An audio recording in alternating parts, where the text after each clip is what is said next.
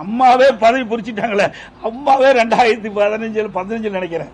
அவர் 14லயே அவரை வைத்த அந்த அமைச்சர் பதவியை விடுவிச்சுட்டாங்களே. நாங்க 21 வந்த பிறகு நாங்களும் அவர் இருந்தார் இருக்கும்போது தானே உங்களுக்கு கையெழுத்து போட்டு கொடுத்தோம். அம்மா இருந்தா அதுவும் கொடுத்துருக்க மாட்டாங்க. எம்எல்ஏ பதவியே கொடுத்துருக்க மாட்டாங்களே. இறப்புக்கு பிறகு சார் கூவத்தூர்ல அவருக்கு தான் ஃபர்ஸ்ட் வாய்ப்பு. எங்க வாய்ப்பு கிடைச்சிருந்தா? இப்போ இவருடைய எண்ணங்கள்லாம் எப்படி இருக்குன்னு உங்களுக்கு நல்லா தெரியும். இன்னைக்கு எம்எல்ஏ தான் தேர்ந்தெடுக்கணும். எந்த எம்எல்ஏ தேர்ந்தெடுத்தாங்க? இவரோட எத்தனை பேர் வெளியே போயிருக்கிறாங்க சொல்லுங்க. எங்களோட எத்தனை பேர் இருக்கிறாங்க? ஆக அத்தனையும் ஒரு பொய் செய்திகள். இவர் மாய உலகத்தை மக்களை உருவாக்கி அந்த பகுதியில் ஒரு சிற்றரசு போல நடந்துகிட்டு இருந்தார். இன்றைக்கு அந்த பகுதி மக்களுக்கு விடிவு காலம் பிறந்திருக்குது, சுதந்திரம் பெற்றிருக்குது. அதனாலதான் அங்க இருக்கிற நகர செயலாளர், ஒன்றிய செயலாளர் இன்னைக்கு இனிப்பு வழங்கிட்டு இருக்காருன்னா அவருடைய செயல்பாடு எப்படி பாருங்க.